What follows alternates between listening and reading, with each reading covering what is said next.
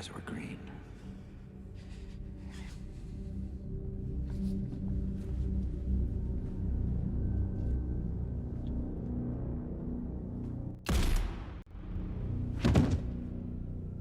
What do you think just happened in the scene you just watched? Well, it might not be quite what you're expecting. The woman who was just killed wasn't an ordinary human. She was a bioengineered replicant. Blade Runner 2049 tells the story of Officer KD6-3.7, or K for short, a replicant created to look, think, and feel like a human. These replicants are manufactured as adults and given fake childhood memories. They're biologically identical to humans, yet they're used as disposable labor because society doesn't see them as real humans. But everything changes when it's discovered that a replicant has given birth to a child. A revolutionary event that shakes the very foundations of this dystopian world. Today I'll explore why both Blade Runner 2049 and Omar Al-Akkad's What Strange Paradise create the perfect Marxist nightmare.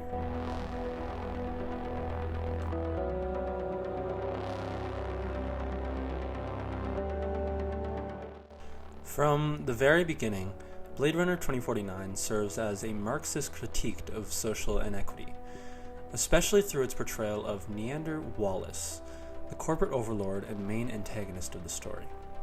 Wallace epitomizes the corrupt and exploitative behavior of the bourgeoisie, with cybernetic implants compensating for his natural blindness.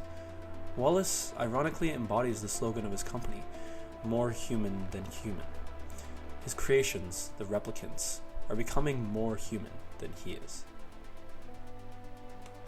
This stark contrast between Wallace's cold, inhuman nature and the replicants' growing humanity biases the viewer towards the proletariat, represented by the replicant protagonist K. Wallace's ruthlessness is fully displayed in the scene where he recreates Rachel, Deckard's former lover, to manipulate him. When Deckard rejects his offer, Wallace immediately has Rachel killed, treating her life as utterly expendable.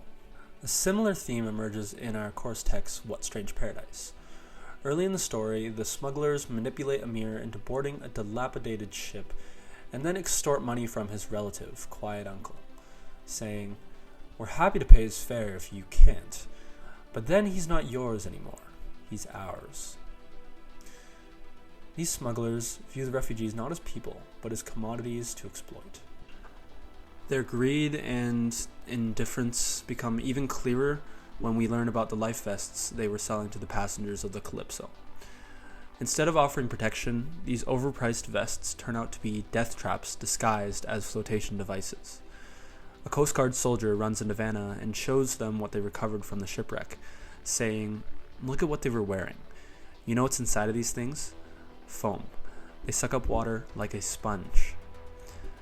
Just like Wallace, the smugglers are a stark representation of the cruel bourgeoisie, profiting off the lives of the vulnerable and viewing them as nothing more than expendable means for profit.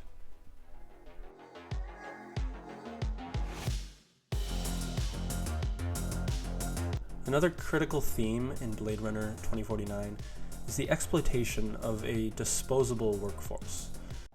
Every leap of civilization was built off the back of a disposable workforce. We lost our stomach for slaves, unless engineered.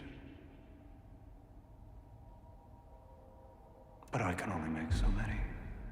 Wallace's empire is built on the backs of slave replicants who are treated as second-class citizens and denied autonomy. Biologically, they're indistinguishable from humans, but society uses their replicant status to justify their oppression.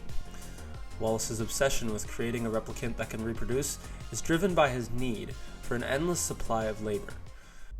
I cannot breed them, so help me, I have tried.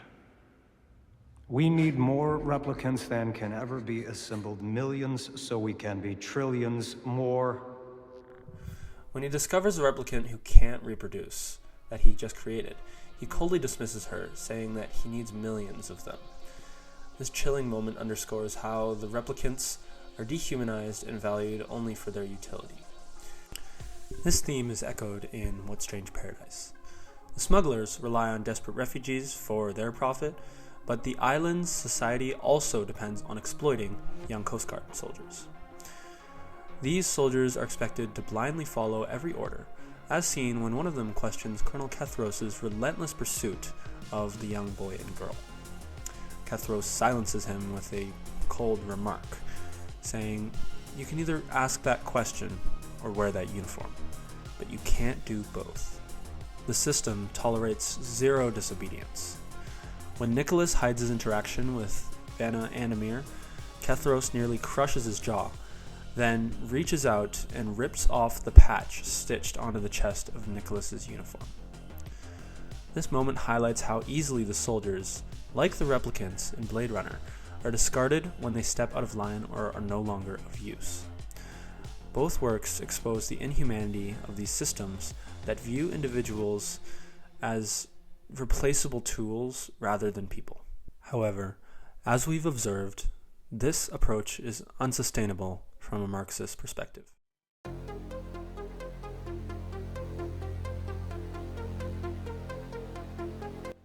Karl Marx argued that prolonged oppression would inevitably lead to rebellion. This belief is perpetuated in Blade Runner 2049, where we see the seeds of an uprising among the replicants. Early in the film, a replicant that Kay is hunting tells the protagonist that Kay is only content with his subservience to humans because you've never seen a miracle. This individual found hope in the birth of the replicant child, a revolutionary event that may suggest that replicants and humans aren't so different. Small acts of defiance began to snowball into a larger resistance. The film hints at an impending rebellion as replicants start to band together. A revolution is coming. I want to free our people.